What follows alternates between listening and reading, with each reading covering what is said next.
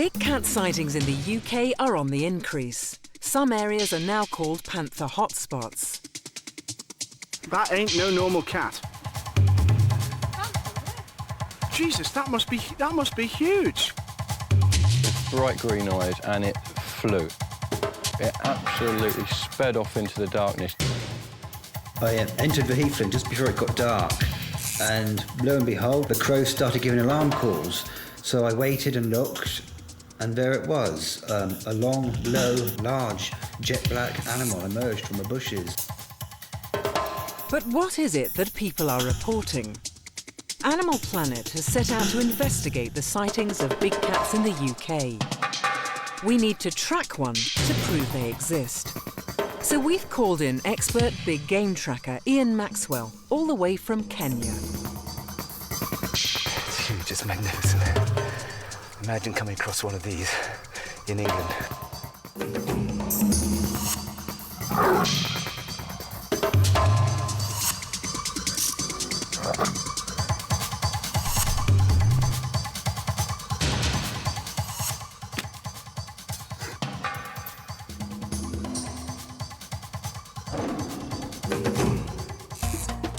Max began tracking in Africa at the age of 8, learning his skills from local bushmen. But before tackling big cats in the British Isles, Max shows us the techniques that he uses out in the Kenyan bush and how he'll adapt them when he starts to track in the UK. I've come to this really high point here to zone in. This is called a sit spot. And what it does is give me a view of the whole of this area. There's these green trees, fever trees, which means that there's water there. Behind that, there's the plains, a bit like the heathland in England. So the cat's got everything it needs here. And what I'm doing, I'm zoning in to get into the mind of this cat so that when I come to track it, it's going to be a lot easier. I'm going to be here for about an hour. I'm going to listen to the birds, watch the warthogs, and see how they move. If they jump or make a lot of noise, the cat is here.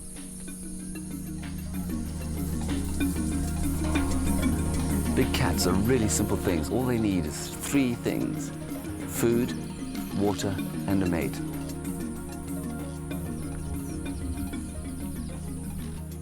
I came down here last night and I could actually check what prints were here.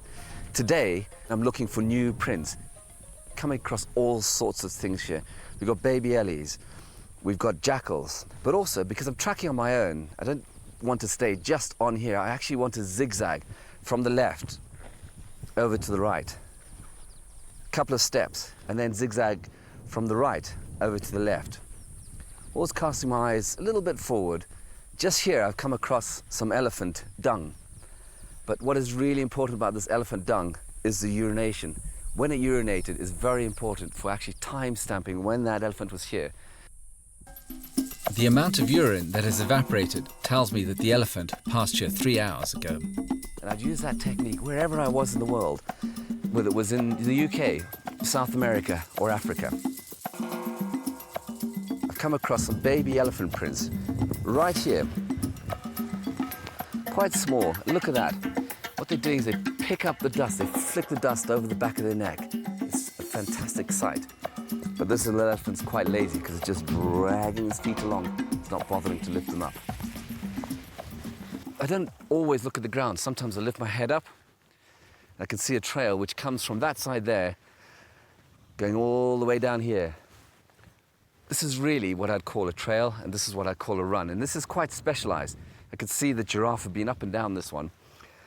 And there's also been zebra. So I'm just going to have a look further down this trail and see what we can find. Ah, okay. I expected this. There's more of these ellies that have just been bringing up the trunks and spraying themselves with dust. But I've got a giraffe. Okay, the tracks are quite hard to see for a giraffe, but you can see how big they are. And these little bits here at the back, they're called toes, strangely enough. Foot plates of giraffe are larger than dinner plates. Each foot can be 30 centimeters long by 23 centimeters wide. That's 3 times the size of a print left by a cow. The giraffe majestically moves off. There's more. The giraffe moves off up there. But I'm going to stay on this run and keep going, see what else we can find. because this is where we're likely to find cat tracks. And I think probably in the dead of the night or the early hours of the morning, this is a busy motorway. This is full of animals. They'd rather go along here because they don't make so much noise. If they go through the grass will move around and it makes a lot of noise. If they move along here, it's nice and silent. They've got to cover the grass. If you were like a cat, you'd go down and do exactly the same. Stay below the grass line. No one can see you from that. Off you go, silently. No big cat prints so far, but plenty of others. We're starting to see mongoose coming in. There are a dozen different mongoose species around here, but only one has got those really long toes. That tells me it's a water mongoose. Mongoose have long, sharp nails to catch their food. They eat everything, but they're far too smart to be caught themselves. Quite a big mongoose, but he's doing exactly the same as everyone else. Use this road, the path of least resistance. Why go off into the bush? Walk into these acacias. Why get thorns in your feet? Just keep going on this nice sandy. Look how sandy that is. That's fantastic. I bet it feels really good on feet.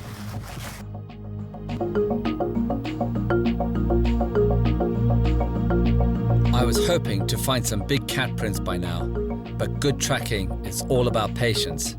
They're here somewhere. I've been following this road all day long, and I've come across the first sign that I've found all day, and this is what it is. It's definitely a big cat. I'm so excited about that because I'm going to have a much closer look to see what it's been eating. But before I do that, I've got to put gloves on because this stuff could contain some really dangerous diseases. Oh, the first thing I notice, it stinks. It really does smell. Okay. We know this is a big cat because it's calcified, which means that basically the white bit is calcium from the bones, where it's been eating bones. It really does smell. And as I go through here, I can see that it's sort of mixed up with bits of meat, some skin. But also, it's got lots of little hairs in there. And the hairs could probably tell us what it's been eating. And from the look of this, I think this is an impala. Some more bits of skin. No one else could have done this. This has to be a big cat. There's no doubt about it. Look at that, that's a fantastic print. And I think that's a line, it's a big one. And this should tie in with the scat, just a little bit behind me. Look at the size of those digits, they're huge. Look at that hind pad, that's massive. The lion is by far the largest cat in Africa and leaves a large round print of 12 centimeters in diameter. The back pad of all cats, even pets, have 3 lobes that are fused together. This is definitely a lion, and we're not far behind it. There we go. There we go, another one. Now, first thing I notice is no more going up that way, and this one looks like it's going up this path. Just gonna go up that path. We're now hot on the track of the biggest of all cats.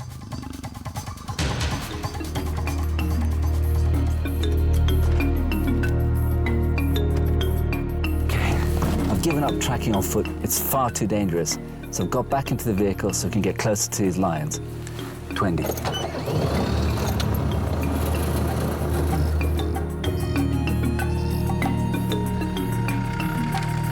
I'm looking very closely for depressions in the grass, so I can see where the lions put down his paws.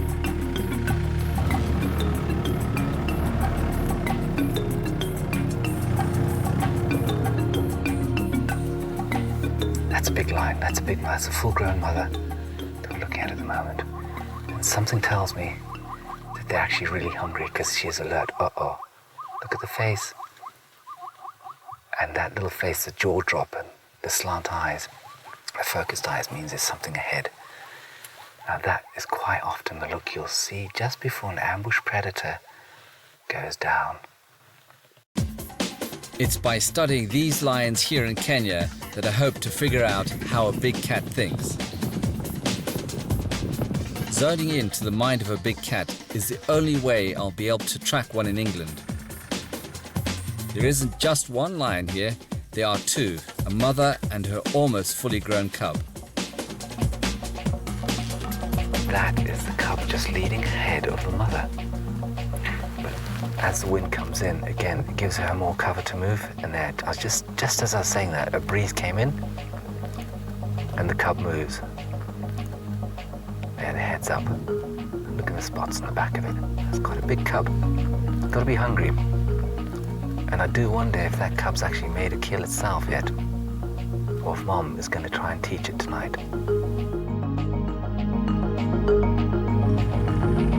Tracking's a bit like a sort of Miss Marple, a murder mystery, and trying to work out what they're all up to. I've picked up another lion track, leading me deep into the bush. The cubs are messing around. One just messing around here. It's really unusual this time of day. But one thing I've got to make sure of is I listen out, because the mother could be anywhere and she's going to get really agitated. The gazelles can also sense that she's close by. The most interesting thing about this is that while I can't see her, she can see me. If you listen to the bird sounds, because they're all alarming at the moment.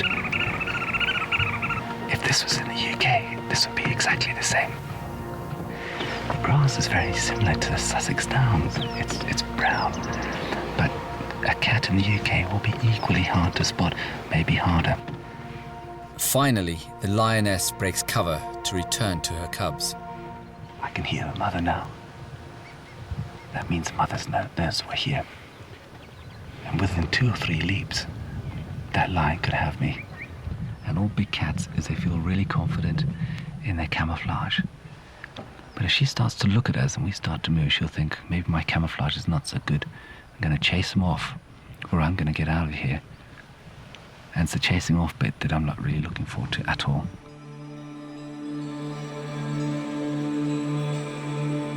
Early in the morning we started tracking. We started to pick up good tracks midday. And the real beauty of it is, and the reward for me as a tracker, is to get this close. That's a good sign. But listen to the little, they're purring with affection. Hard to believe, isn't it? That's one of the finest ambush predators in the world.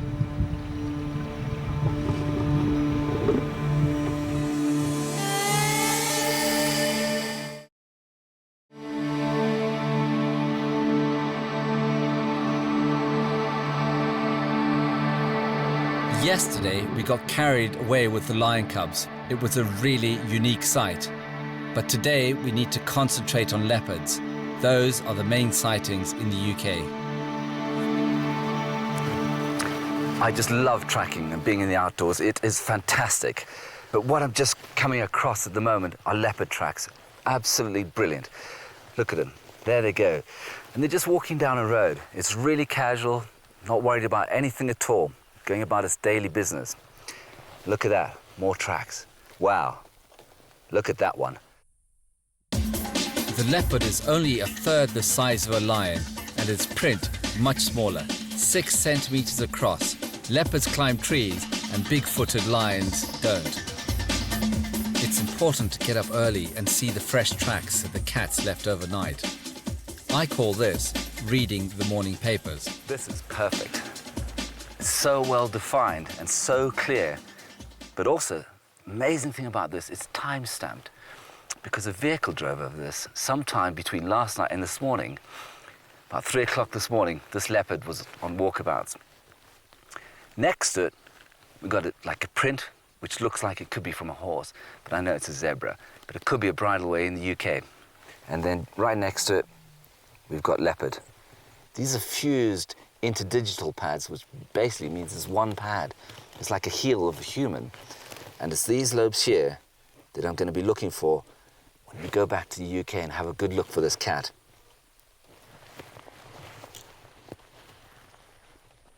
There we go. There we go. Ah, wow. This is really interesting here. It's kind of hard to see sometimes. But this leopard actually has a walk down here in a really relaxed mode. Not worried about anything at all, particularly it was out looking, hunting. But at this point, it stopped and it looked to its left. Why did it look to its left? Because there's a road down there. And it did a T-stop. You can see that because this cat is actually turning to look to the left with that pad. And that one there is turning to the right. So you can see its head looking over there. That's what it's done. It's kind of gone to the left, to the right, and then it's moved off. There we go. I just kind of asked myself, why is this leopard going right instead of left? What actually influenced its decision?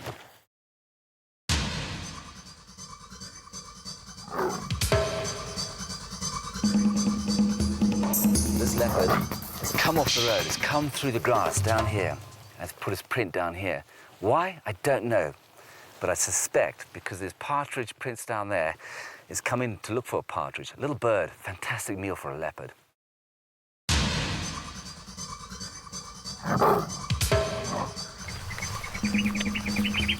Look at that. That's amazing. We found the skull of a zebra, but it shows all the signs of a big cat kill. The way a puma or leopard kills, it kills with real precision, a bite to the neck, and that's it, severs the cords. But we can also see this kind of being eaten away from the top of the skull. But looking around me, this is like a graveyard of bones. There's bones absolutely everywhere. What a perfect place to bring your kill to eat it, because you can see all around you, and there's nothing can creep up on you.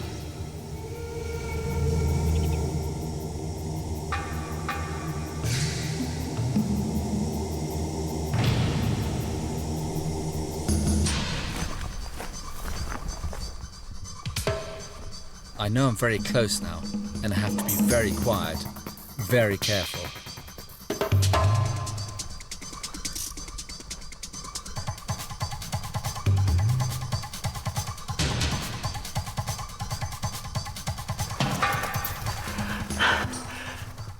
There it is. It's panting, it's got a huge head. It knows that we're here, but I think it wants to stay where it is. Look at it, it's huge, it's magnificent. Imagine coming across one of these in England. There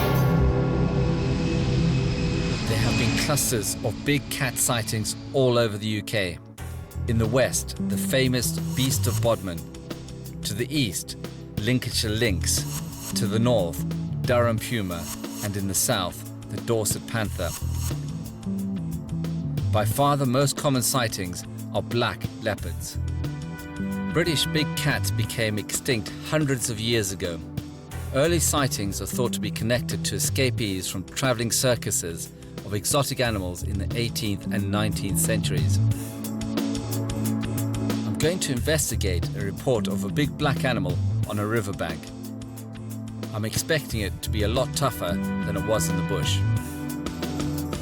In the national parks of Kenya, I'd expect to find a big cat in every 10 square kilometers of territory. But in the UK, it's going to be something like 1 in 500 square kilometers. To add to the challenge, there are 6.5 million dogs in the UK. A lot of them are black, and a lot of them are leopard size. I've come across these tracks on this riverbank, and a lot of people confuse dog tracks with cat tracks. And the first thing that I'm going to look at is the configuration of what that print is like. First of all, a dog print is always oval in shape, and a cat print is round, a bit like that. There is a saying, if it's round, it ain't a hound. The other most important thing is the claw marks, and the claw marks are very big in this print.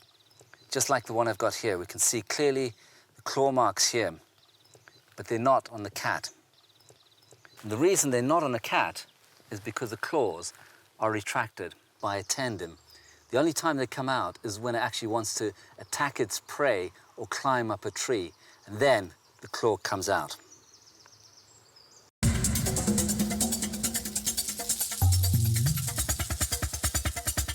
I'm also going to have a good look round to see if I can find any scat. That's animal droppings. There's some activity here And I could see the grass had been moved around, but when I look a little bit closer, I can see that there's some scat. One of the things I'm thinking about is there's a track just in front of me, and it's very like Kenya. Exactly the same place a cat would have put its scat down to mark its territories. And the behavior in Kenya of a cat would be exactly the same as in the UK. Putting my gloves on at the moment, it's really important from a safety point of view, because these scats can contain all sorts of diseases and they can be very toxic. The other thing, of course, is if we're going to take a DNA sample from scat, it has to be clean. A little bit of hair, but vegetation. Now, when I look at scat like this, I use a general rule of thumb. About a fly an hour in the summertime, up to 5 hours. And then after 5 hours, it crusts up, and then there's no more flies come back. The flies are not interested in a scat anymore after it's become crusty. This one's sort of 50% animal parts and 50% vegetation. That's interesting. That's a quill from a bird. It's very different to the line that we actually saw in Kenya, isn't it? The line in Kenya was very grey because of the calcium that it had extracted from the bones. It's unlikely to be a big cat with this amount of vegetation. And a big cat would have had bigger bone pieces in there. The animal that did the scat, its last meal was probably bird, and not very much of a bird. The only things I've found are mandibles from a small mammal and a very small foot. To sum up, this is not a big cat. It doesn't resemble any big cats that I've ever seen before in their scats. If I had to make an educated guess, I'd say that this scat was left by a badger. I've only got 2 weeks and I need to find an area where there's been a reliable sighting and make sure that the witness really did see a big cat. That's why I'm going to the Midlands, where a policeman who was on holiday with his family managed to record a big cat from this car park. We decided to stop in this little village called Kimber, which is about 2 miles down the road.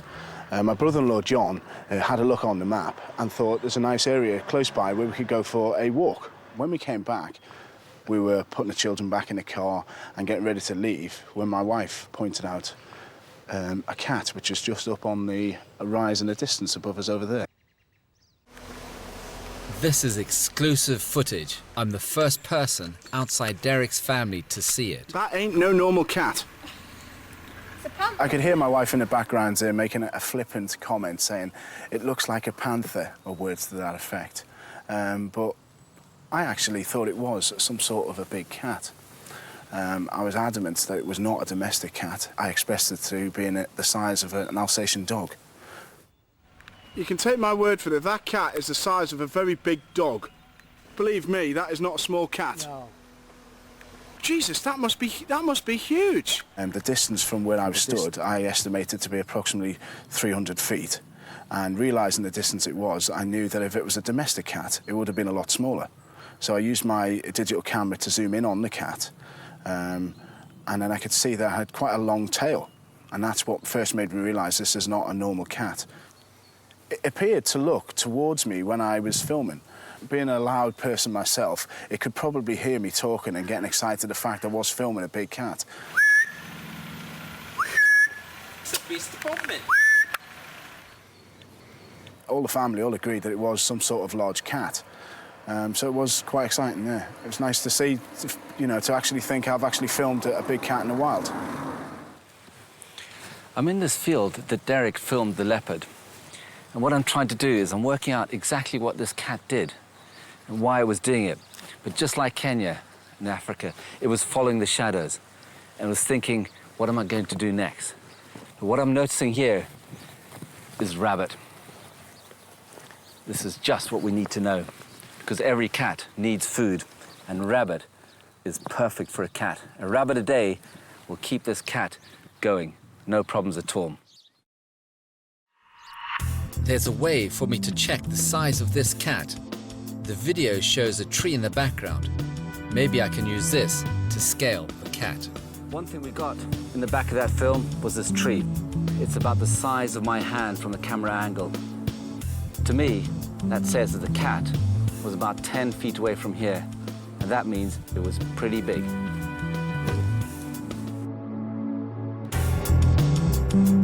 Derek has told me where the police send their footage for analysis, and I'm going to use the same methods the police used to blow up his footage of a cat and be able to watch it in slow motion.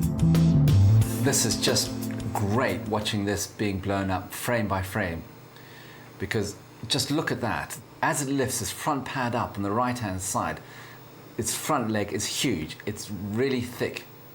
One characteristic of wild cats is that they do something called direct register, and that means that it puts its back paw in exactly the same position as its front paw, and that's to reduce the noise that it makes and to reduce the breaking of leaves or the breaking of twigs. A domestic cat doesn't do that. It only puts part of its hind pad onto the front pad when it's walking. And just as I go through this, literally frame by frame, I see more and more of the bulk, the upper bulk of its front shoulders that I couldn't see on the original footage. Now, just going through this literally frame by frame, its tail's curving down towards the ground. And as it turns to look at Derek, we can see its 2 ears pointing up and directly at Derek. And that is a cat that's extremely wary of its surroundings. There they are, look at those ears, we can see the eyes. It stops and it looks. Not too worried about Derek, it's saying, because I'm in my home range and I know every nook and cranny. Come any closer and I'm out of here. But what I find remarkable is that a domestic cat would not have been bothered about Derek at all and would have just gone about its daily duties. There are 4 facts that would tell me that this is the behavior of a wild cat. The first thing is the bulk of its shoulders, its long tail, the fact that it actually has direct register and its method of hunting are all characteristics of a black leopard. Derek is a policeman trained to make accurate observations, and now I'm going south to Dorset to meet another reliable witness, John McGowan. He's got no video footage, but as a local mammal expert, he's able to describe in detail what he saw. I was out on the heath, herd of deer were here, and I sat down just as it was getting dark, and I noticed the birds on the edge of a woodland giving alarm calls. The deer all looked that direction over there. The animal moved along the edge of the woodland because the crows and magpies followed it, cackling and cawing all the way until it reached about that point. And then I thought, well, there's something there. It's not just a fox. The deer that were here scarpered. I knew it was a leopard because the way it was moving, and it was totally different from that of a dog or a cat. Its muscles were rippling on its back. You can see its shoulder blade muscles. Big head, but a short face, not long like a dog. John told me he saw a black leopard in this area, so I've come here to zone in. And that's getting into the mind of the animal that I'm going to be tracking. Part of that is also zoning out, and that's working out what the landscape is actually doing. Just like Kenya, this cat has got everything that it needs. It's got heathland, it's got forest, and it's got a freshwater lake. I've also heard of a number of sightings on this road late at night. We've got a road here. Next to the road, we've got a forest about here and a freshwater lake in this area. On the headland here, it comes round and there's a harbour about here. Now, the interesting thing about this is between the forest, which is here, and the lake, which is here, John saw a big black cat in this area. So what I'm going to do is I'm going to brush out these paths to make sure that if the cat comes back, I'm going to see its prints. And this lake is just like the lake in Kenya. Lots of animals would come down here to drink. A big cat would also come down here, and we know that it's coming from the forest across the road to the lake to catch whatever it's after, and I'm going to go and look for some sign.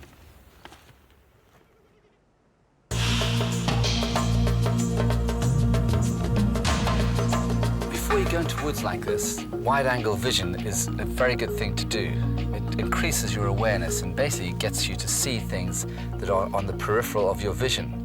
And the way I do that is I start off and I put my hands to the side and I wiggle my fingers, really looking at the horizon and the sky at the same time. And as my fingers come in, and as soon as I can see them wiggle, that's me into wide-angle vision. But that'll change because as soon as I see something move, it's splatter. So it's like see a rabbit move, eyes go onto it, then back into wide-angle vision. I'm also looking at trees for scratch marks. And cats do that. It's a territorial thing. They'll scratch down on that tree. But also they try to do that to get rid of any of the sheaths on top of their nails, and get rid of those old sheaths and get new ones on.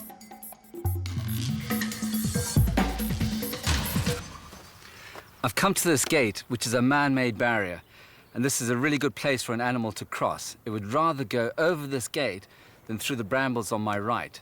And when it does that, it's going to leave behind some sign. It's going to leave scratches on top, scratches on the bits of wood underneath. But I can see here, a horse has done just like a cat. It's rubbed against the gate and trapped some hair in his screw. And I'm listening for bird language here. That's really important because a predator is going to set off bird language. And not only can we hear it, but if we can see a bird, we know what it's doing and we know what the predator is. So if the bird shoots up like a piece of popcorn, then it's a serious predator. If it does a little hook onto the nearest bush, we know that it's a small predator. I've tracked big cats all over the world, and a very important safety tip is that if you see one, ignore it, and hopefully it will ignore you and go to ground. If you're involved in a confrontation, the first thing to do is to make eye contact and back off very, very slowly. If you turn and run, it will be the last run that you ever make. One little device I carry to get me out of sticky situations is this, and it makes a bang, a bit like a firework, but it doesn't hurt the cat. Just like Kenya, I'm up early the next day to read the newspapers. The prints left overnight in my sand trap.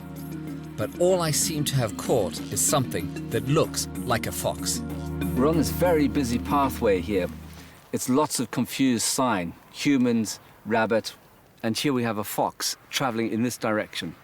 But the way I'm going to check this is by using a technique I use all over the world.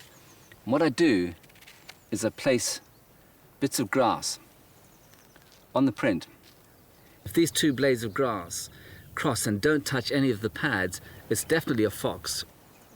But the thing that confirms it are these two claw marks right at the front of these pads. In Kenya, I'd be confident in finding a leopard within 2 days of tracking, but I've now been here in Dorset for longer than that and found no tracks at all. It's really tough here. This is the most difficult terrain I have ever had to track in, and it's high summer here in England and the vegetation is really dense. Plus, if there were any tracks, the rain would wash them away before I could find them. Desperate situations call for desperate measures. I have to try some new tactics. I'm looking to build a hide in these woods, and one of the most important things when you're building a hide is to make sure that first of all you're downwind. That means the wind's got to stay in your face all the time. The next thing is you've got to make sure that you could see as much ground around as possible, down that road there, and across this field. But you also got to make sure that you find a comfortable location and a safe location. And I found one just up here.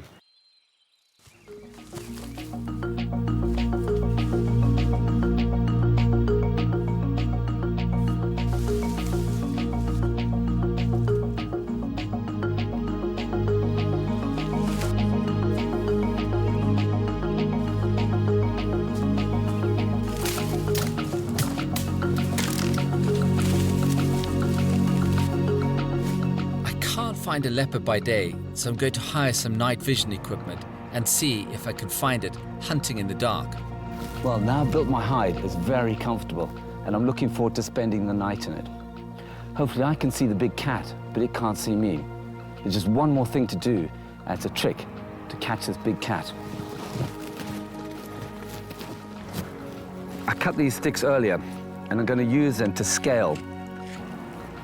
I reckon that when I put these down, a male leopard should come up to about there.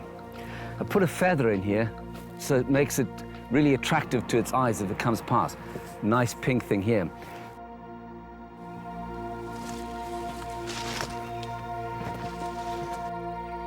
I've built my hide to trick one of the cat's senses, but a leopard has a fantastic sense of smell, picking up scent from miles away.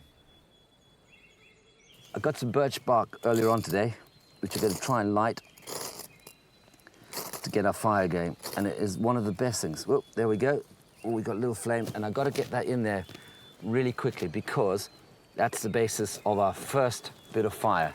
And you can hear it bubbling away, and I've got to take advantage of those flames as they come out. Look at that birch bark. It's almost oil coming out of that. It's better than any firelight you can buy in a petrol shop. Oh, that's smoky.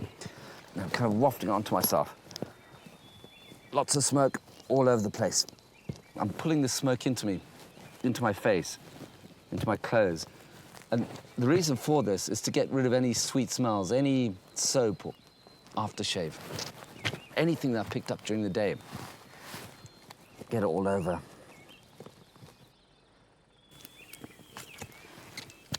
Oh, this is hard work. Oh. That was smoky work, but I've descented myself, and the good side is I've got a cup of tea here. It's going to be a long night, and I've got to keep my eyes up for this big cat.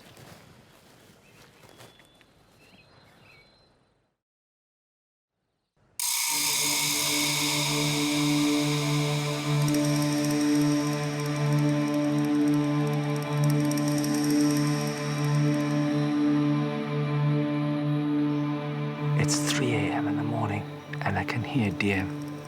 They wouldn't make that noise if there's a big cat around.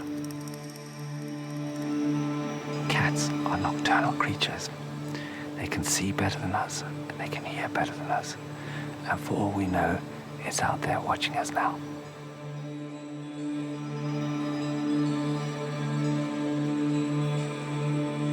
It's been a long night. We heard lots of noises in the woods last night, but not much action in terms of the big cat.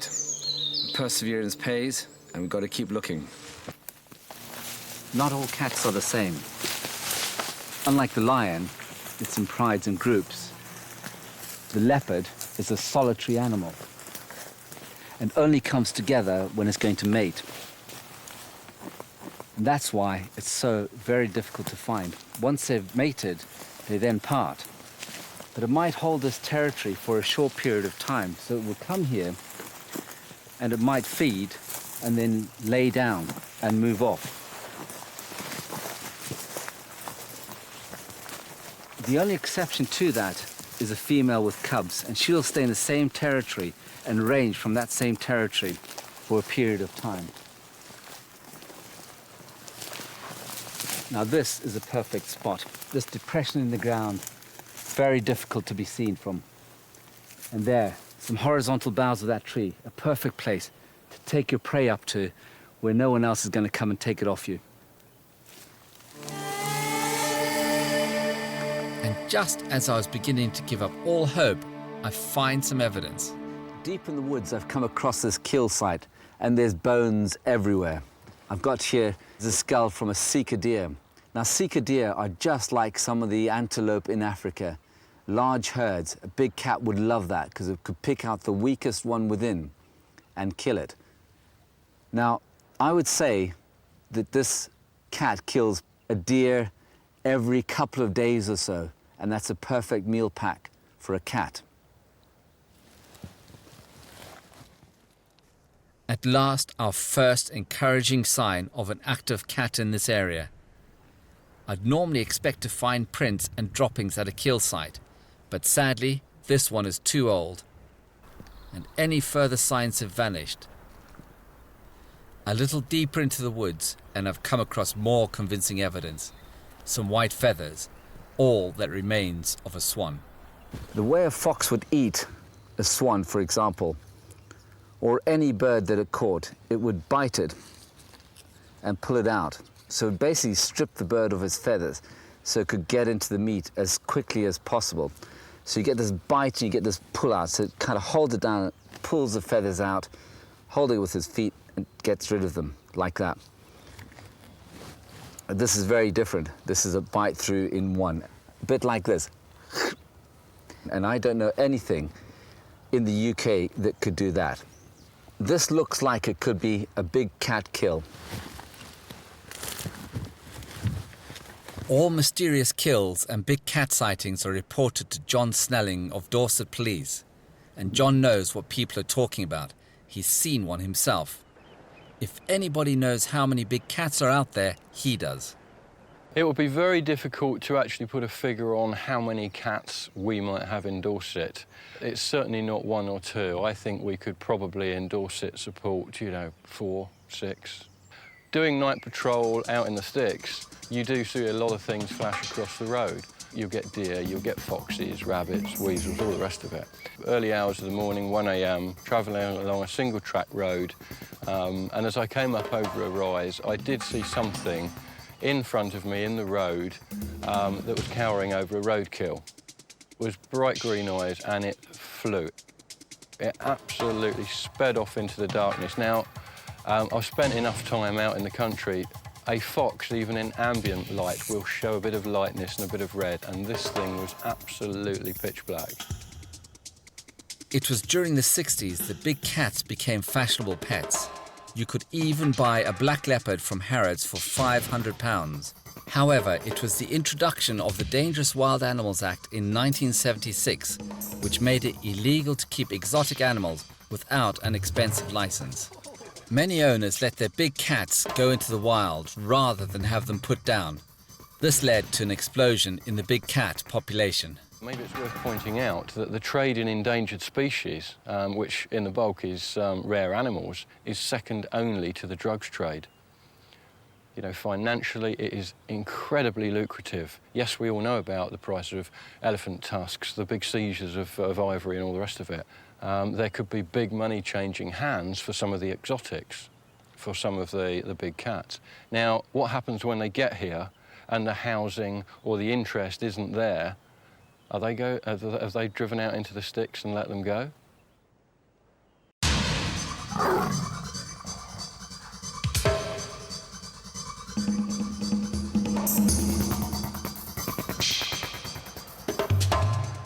I'm back on the trail of another big cat, and I'm travelling further west across Dorset to investigate a recent big cat sighting at the village of Maiden Newton. My job at the time, I was a countryside ranger. I've been the ranger for the area here for quite a while, so I was well aware of the wildlife and creatures in the area. It was a March day when Andy saw the big cat, and this time he was able to capture it. We were in the garden, myself and a few friends, and I just brought a new camera back from work that we were trying out and saw this cat up on the hill. It's 300 metres from Andy's garden to the hillside. Because it was such a distance away, I pushed it right out to full zoom and pointed it up onto the hill, right up on the top behind us. I was aware that cat sightings had taken place in the area, and it was clearly, as far as I'm concerned, quite a large cat. While we were filming it, a fox came across and joined it. They were both quite comfortable together. There was certainly no confrontation or conflict between them. And then the fox moved off in one direction and the cat disappeared into a different direction.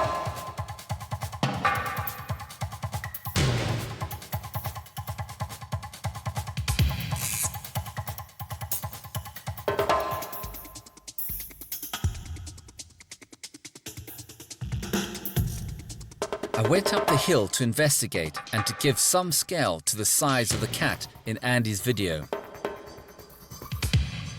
And this was just about where the big black cat was seen. And you can follow the trail heading up into this area of gorse. It's a well-defined trail used by other animals.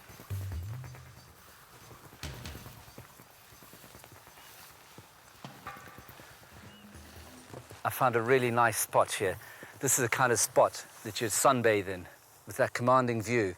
You're protected from the back. You can see everything in front of you. A nice sunny day like today, this is where I'd be if I was a cat.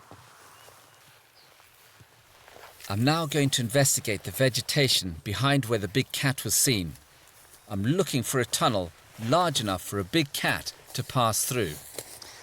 Aha, this is what I suspected. An animal's brought its prey in here to eat it, to feed on it. And there's bits of bone, quite big pieces of bone. Now I can definitely say there's no badger trails or runs in here, so a badger didn't bring this animal in here. It's part of a big animal, probably a sheep. Now we haven't seen a big cat here, but the conditions are about as perfect as they'll ever get. I've met Andy and I've visited the site, but I need to take that video away for frame-by-frame analysis. And I can see a back hind part of this animal, then there's a dip, and then we go up to bulky shoulders. I can't help but think that a small domestic cat would have just been a dot in this grass, and this is quite a large cat. I'm just spinning it back a little bit because I want to see where it's looking with its ears and its head. And I think at that point it just felt very exposed. It's not the behavior I'd expect from a domestic cat. A domestic cat would stroll across there, but for some reason this cat felt very exposed and something made it leap. Oh, there we go, look at that leap, it's huge. 3 big leaps and it goes into a tunnel. The tunnel is the same tunnel that I actually revisited, and I went through there. It was quite a big tunnel, but look at that. Those leaps are incredible. Last bounce and it's in the tunnel, and all I can see just by winding it back frame by frame, I'm looking at that tail. For the first time ever, I've just seen the tail on this cat, and it's long. And just as I wind this forward frame by frame, I'm trying to scale it up, and I visited this site, and the opening was at least 20 feet, and in a couple of bounds this cat crossed that territory. There it goes again. It just bounces. Incredible agility. I've been to kills by so-called black leopards or cats on the loose in the UK, and this one here is by far the most conclusive because we have got a very good witness with some footage. And I visited this area, and inside I found animal remains inside a tunnel, and that is the most conclusive evidence so far that a black leopard is on the loose in the UK.